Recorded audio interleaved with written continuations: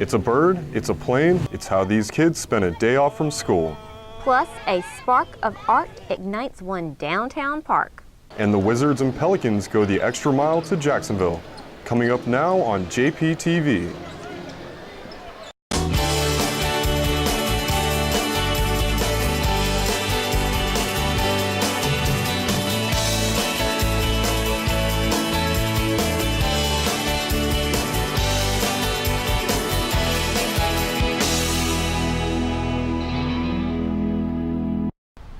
Hello everyone and welcome to this edition of JPTV. I'm Pam Roman. And I'm Chris Dahl. Chris is the newest member of our team, and Chris, we're so excited to have you as part of our show. Oh, I'm really excited to be part of this great opportunity. I get to inform everyone more about the parks and the city.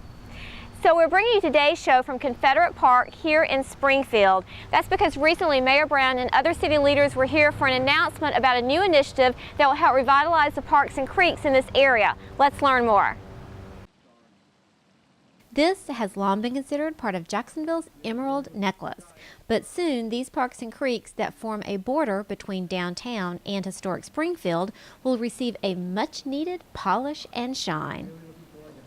We've learned that Jacksonville has received final approval to officially join Groundwork USA with the mission of helping restore Hogan's Creek and Springfield and Deer Creek in East Jacksonville, as well as the parklands in both neighborhoods.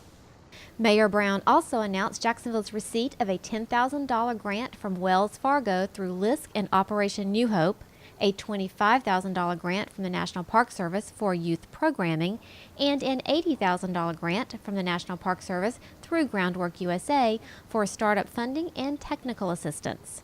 The city is matching those funds with $50,000. The competition for Groundwork USA membership pitted Jacksonville against some of the best cities in the country. It started when Mayor Brown approached the organization in December 2012. 2 years later, Jacksonville's efforts have paid off. Certainly, the collaboration here has been pretty extraordinary. This has been quite an easy process on our end because everybody here was working together so well. So. That's the most important thing to have as a best practice, and that seems to be something that's demonstrated here. It was the energy of the community, the support of the government that was very exciting. Jacksonville is very lucky to have such a proactive mayor. A lot of times ideas come and go, but your mayor actually sought out not only funding opportunities, technical assistance. He was very proactive with trying to find everything he could to help Jacksonville, this area, the entire city. He was very wanting to promote the change and revitalization. I think Jacksonville is very lucky, and we are also too, to work with such a energized group and with a governmental entity that is very focused on having these types of recreational opportunities, economic development opportunities to help their citizens. I just think the mayor for having the fortitude and the initiative and advocacy to come and make this come to fruition. It means everything. That the citizens here, the residents, they fight so hard. They have so much compassion for our parks and tributaries and the lakes and, so environmental issues that we've had. So it's an exciting day. It helps the quality of life to get the children a clean, safe environment. The Groundwork USA designation also establishes a link with the National Park Service and Environmental Protection Agency and provides better access to national resources like training, technical assistance, and best practices, plus opportunities for more federal funding. What's your advice to the Groundwork group here now? My advice is plan to keep doing what you're doing now for a good number of years. Stick with it, be persistent.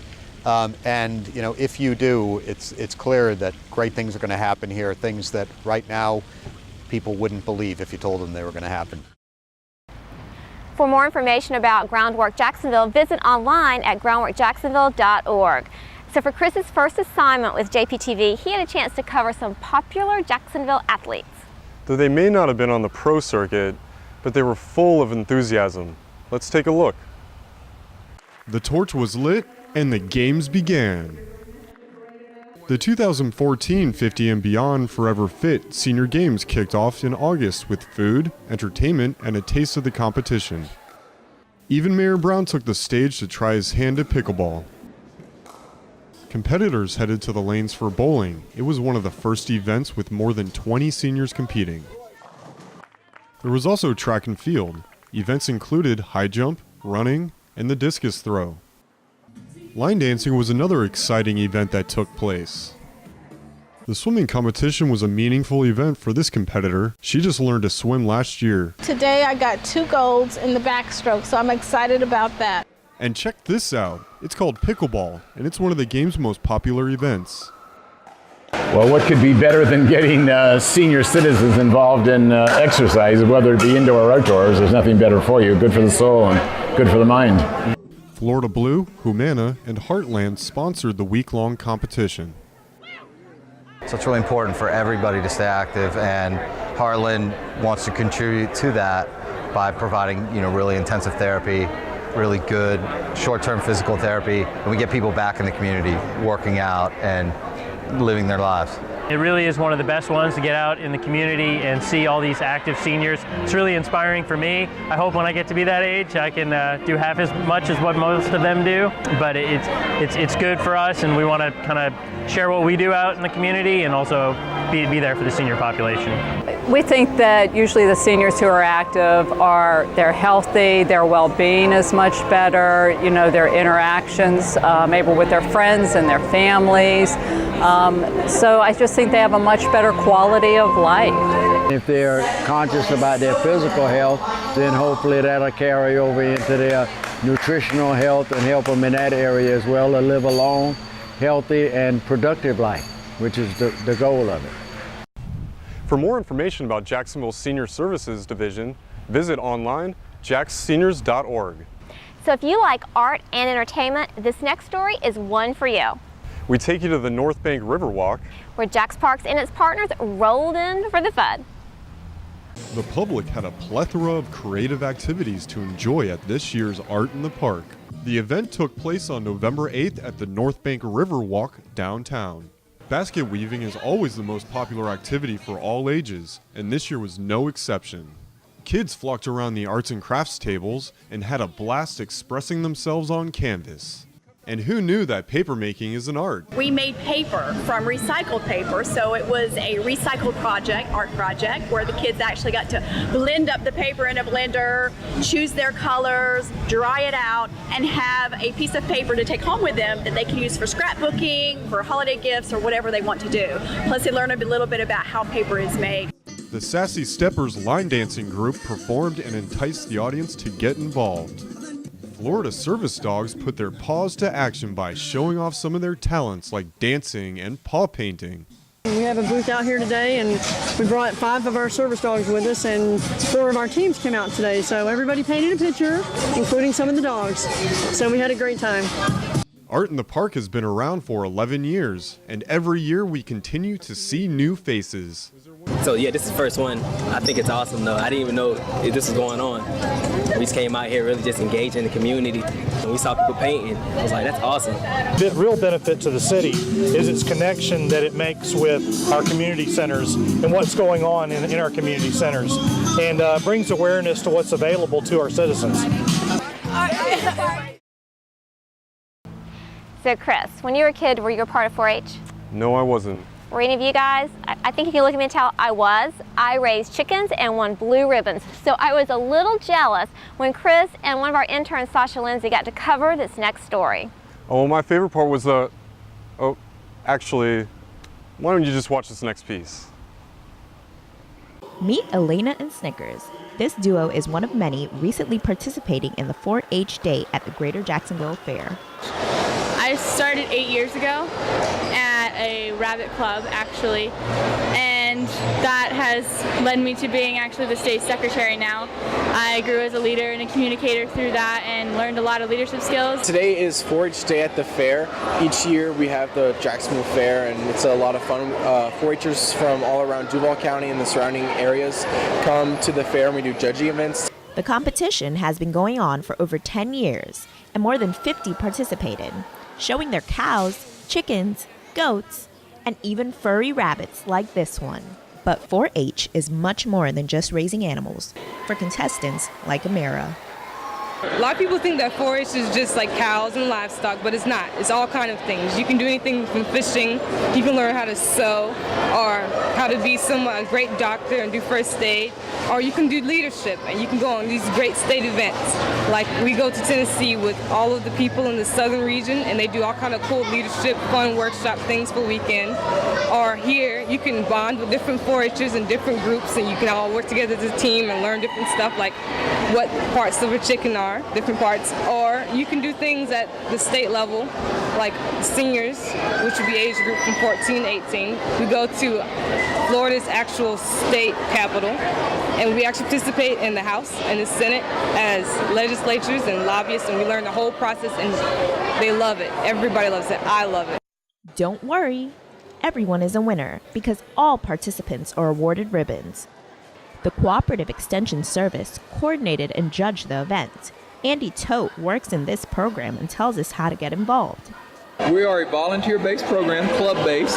So what they do is they will contact our office and say, hey, I'm interested in being involved in 4-H. And then we'll see what we can do. We have an at-large club that meets monthly that kids can come in if they just want to try us on, see if they like it. We get them involved quickly and get them doing more things. And the fair is just, it's a couple weeks out of the year. We do stuff year-round. So it isn't all about the cows. It's about youth development. It is about making better kids, giving them these opportunities within a safe structure to develop. For JPTV, I'm Sasha Lindsay. For more information about 4-H, visit duval.ifas.ufl.edu. Well, for another group of youngsters, it was all eyes to the skies when JaxParks headed to the NAS Air Show. Let's check it out. A group of JaxParks kids spent their day off from school experiencing the sights and sounds of jets, helicopters, and upside-down prop planes at the 2014 NAS Jax Air Show. Not only was the show going on overhead, but also on the ground. Check out this school bus complete with rocket engines. Vendor booths were set up all along the airstrip. There was food, lots of novelty items, and activities like this, the pull-up station. And of course our kids were up for the challenge.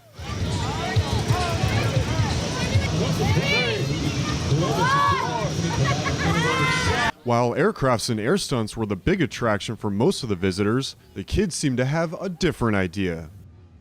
You like the bouncy houses? I like that. We like the big ones. How many of y'all having fun? Y'all glad we did this today? And of course, what kid doesn't like a person in uniform? The finale ended the day with everyone's favorite, the Blue Angels, putting on a spectacular show.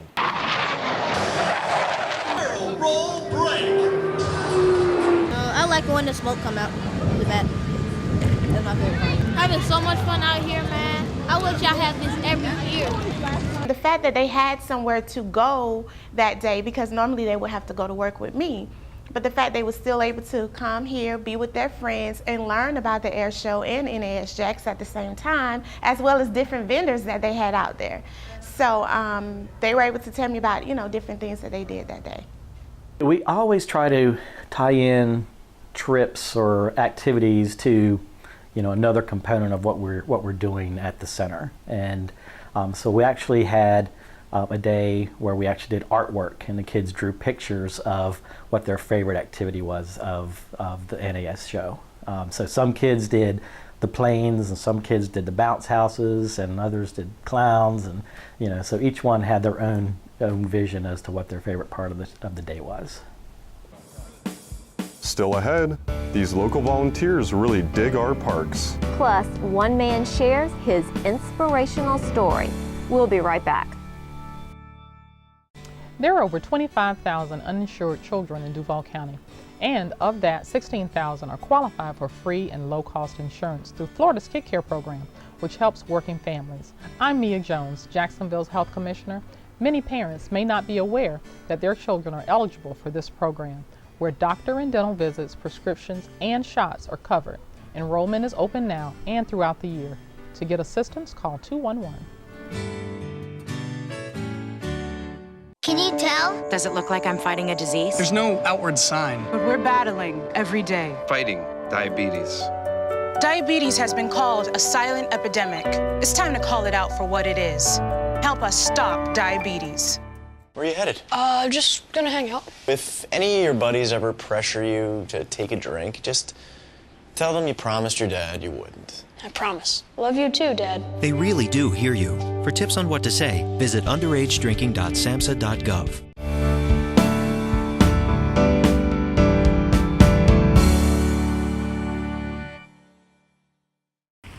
Welcome back to JPTV. Still coming to you here from Confederate Park.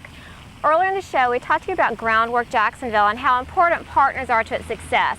In fact, the city counts on partners to help with a number of initiatives. Yeah, Greenscape of Jacksonville is another one of those groups that have been improving Jacksonville parks for many years now. A UNF student and JaxParks intern, Joseph Vaughn, shows us the latest efforts. The day started with a warm-up for these volunteers before they picked up their shovels and began planting more than 80 trees in Jacksonville's Beach and Peach Urban Park. JEA arborist Joe Anderson handed out instructions for proper planting techniques, and the fun began. We won't have to prune the ones now. I usually wait a whole year before I prune them, so I think it's on the brochure you have, but we're just going to be putting them in the ground. Greenscape of Jacksonville led the project. More than 40 volunteers participated, including employees from TD Bank who were celebrating the company's Going Green campaign. You know, we really get behind what we say, and we really want to impact these urban areas. So your work, your time today really does make a difference. This is one of several projects sponsored by Greenscape each year. The group's mission is the planting, protection, and the promotion of trees. Planting trees is critical to a vibrant community. Not only do they filter the air, they make your life so much more beautiful. That's what Greenscape is about. We try to encourage everyone to join us. Events like this one are always win-wins for the parks and the folks who give their talent and time. Any way I can give back, trying to help out, love going to the parks, especially on a beautiful day like this, so it's nice to give back. Can't have enough trees. I mean, in an urban area, trees are always good, especially in parks. It's great. For more volunteer opportunities with Greenscape, visit greenscapeofjacksonville.com. For JPTV, I'm Joseph Vaughn. So how many of you out there like treasure hunts? Well, JaxParks has one for you with a twist. And FYI, technology is required. JaxParks, the Cash Station, and REI retailers are partners again for the city's third annual Geocache Challenge. More than 120 people attended the challenge kickoff in August. Several traveled from out of town for the event. We have people from Gainesville, we have people from Alabama here today. This is the biggest event we've had yet. One gentleman actually heard about the challenge out in California, and so when he got transferred to Florida, he was real excited that he was going to be able to do the JaxParks Challenge. I like it just because you get to explore a bunch of different places that you never would really go to otherwise. Also, if you're like out of town, you know, it's something to do instead of just sitting in a hotel doing nothing, watching TV. Geocachers, or hunters as they are sometimes called, use GPS coordinates and clues to search for caches. These caches vary by challenge, but are usually plastic containers filled with novelty items. The participants in this year's JaxParks Challenge will take their cache search through 30 parks. The first 100 to find all of the caches will receive this collectible coin. People do it because they like the challenge. It's all about numbers, you know, whether it's the number of challenges, the number of caches, the number of hides. Everybody kind of likes to drive all over Jacksonville. Some will be spending the night in a hotel. Everybody will be eating, and to get that $10 coin. Lenny Spencer has been geocaching and promoting the activity for years. The thing about geocaching, it doesn't matter your walk of life, how much money you make. You have this in common, and we're all stripped down to sweat and eat at the end of the day, and you know, we can relate to that. The hunt is on, but you still have a chance to collect coins in this year's challenge. The coordinates are available at geocaching.com, and the official brochure and verification form are available at REI's retail store located in the Jacksonville Town Center. You can also get information online at JaxParks.com. And hey, if you're out there taking the challenge, snap some photos and share them with us on Instagram and Facebook at Friends of JaxParks. When we come back, we'll take you to an outdoor art gallery where smartphones are allowed. Plus, close-up court action bounces our way. Still ahead. Chris Domine is a husband, father, and athlete because a kidney transplant gave him a second chance at life, made possible by an organ donor. Imagine what you could make possible. Learn more and sign up as a donor. Go to organdonor.gov. So who's going to do what? I'll pack the dead batteries. Great. I'll only put what I don't need into a duffel bag. Perfect. That's totally unhelpful. No problem. Meanwhile, I will try to comfort everyone by speaking in a calm voice. And who is going to handle supplies? I can forget to do a list for us. Thanks, pal. We couldn't be any less prepared. I'm proud of you guys. Talk to your kids about who to call, where to meet, what to pack. Visit ready.gov/kids for tips and information. I'm a board-certified pediatrician. I've practiced pediatrics now for about 14 years. And I always tell my parents I give the vaccine to both of my daughters. And I really do not want them to come to me 20 years from now and say, Mom, I have cervical cancer, and you did nothing to protect me.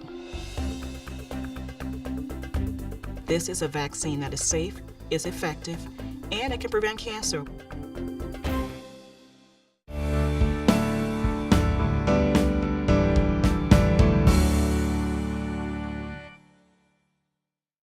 Welcome back to JPTV. Thanks for staying with us. Well, we've moved into the studios for the remainder of the show, and joining me here is Sasha Lindsay. Sasha is a student at the University of North Florida and interning with JaxParks this semester. Sasha, welcome to the show. Thanks for having me. So if you've been downtown lately, you've probably seen the artwork that's in Main Street Park. It will be there for about 1 year thanks to the Cultural Council of Greater Jacksonville and Spark Grant recipient Jenny Hager. But Sasha also has a role in that project. She recently created a series of videos and QR codes that introduce visitors to the artist and their artwork. Sasha, tell us about the project. It was fun. I got to meet each artist and talk about their piece. They told me a little bit about how they made the piece, what materials they used, and where they would like to see it go in the future. So you met all the different artists. How was that? It was really fun. They were all really unique to their pieces, and some were from Jacksonville, others were from out of state, and one was even from Ireland. All the way from Ireland. That's amazing. So Sasha also shared a story with us that one of her friends came to the park and scanned the QR codes and watched the videos. How did that make you feel? It made me feel great. He brought a date out here, and I told him about the project, and he's like, well, if there's ever a dry topic, I'm going to take her over there and scan one of the sculptures. That's wonderful. So Sasha will be joining us later on additional shows. She's done a great job this semester, and we expect to see more from her. Actually, JaxParks has a number of great interns every semester. Joining us this summer was Lucy Wotel. Lucy is also a student from the University of North Florida, and she created this next series. It's called I Am Able, and it focuses on people in the city who have overcome physical challenges and become inspirations to others. Let's listen in. Hello, Jacksonville. My name's Lucy Wotel, and I'm here interviewing Scott from Metropolitan Park. Hello, Scott. How are you? Hi, Lucy. I'm doing great. How are you doing today? I'm doing very well. So tell me a little bit about yourself. My name's Scott Harrell, the Assistant Dog Master with the City of Jacksonville. I've been with the city, I guess, since 2008. I go around, check all the boat ramps out, check the public safety. And then we also work the marina. And we do like Jaguar games, Florida Georgia games, all the football games we do. Any kind of special event, we set up a docking diagram, put all the boats in the docks here. So talk to me a little bit about your disability. Well, my disability, it happened back in July of 2005. I was working for a tugboat company. Mm-hmm. And a big old hawser line caught me off guard and took my foot off. Oh, wow. Did it happen very fast? Well, it was a slow process. Put it to sleep is what it did. Yeah. I didn't go into shock, didn't lose any blood. The only kind of pain I felt was like a burning sensation in it. And it was a big ordeal. It was, matter of fact, the guy driving the tug, I was worried about him because he just came back from after having a heart attack. So oh my God. I was trying to figure out how to keep him calm. So how has that affected your job or anything you do? It hasn't slowed me down a bit. I mean, I was 35, so I was like, you're not going to keep me down.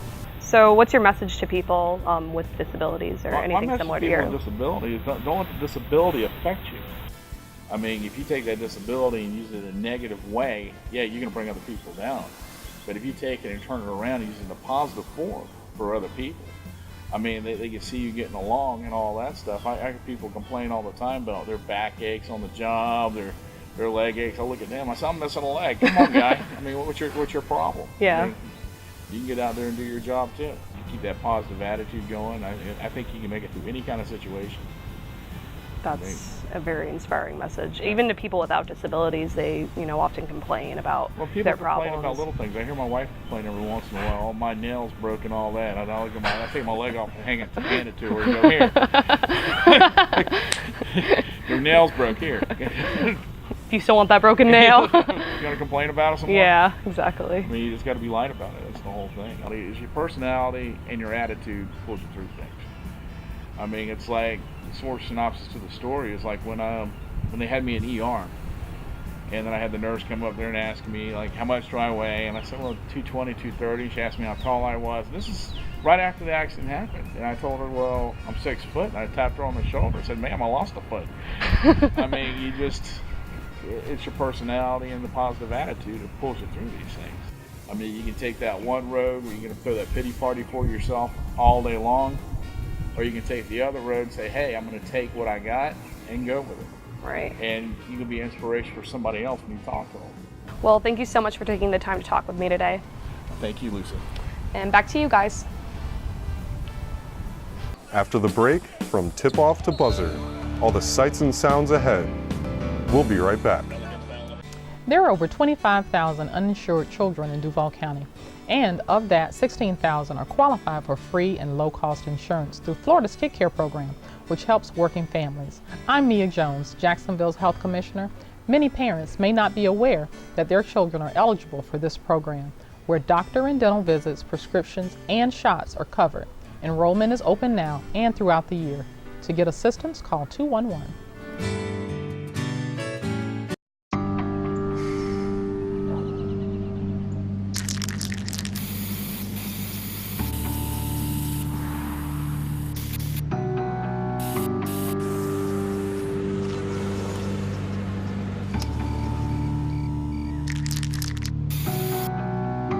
Turning a 20-foot wall into a canvas takes vision.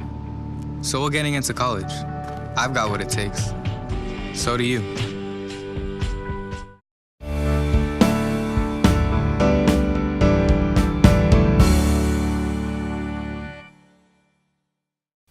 Thanks for staying with us through the break. Well, Jacksonville recently hosted its second NBA game in only 2 years. That's right. The Pelicans and the Wizards took center court at the arena, and we were there with cameras rolling.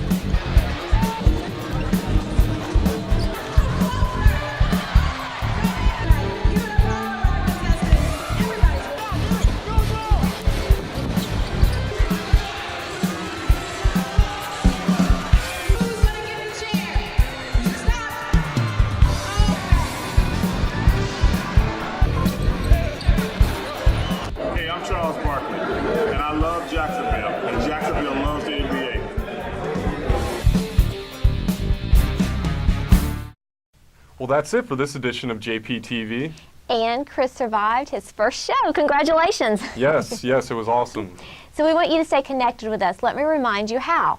Facebook, Twitter, YouTube, Pinterest, Google+, and Instagram. There's also JaxParksTV.com and JaxParks.com.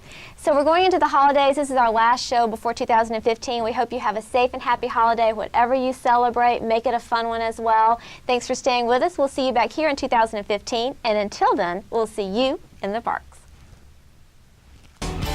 So one of our other interns, Joseph Vaughn, actually created the QR codes. He's also a student at University of North Florida, and he's here today running our camera. Joseph, wave, everybody. Hi, this is Joseph. Thank you.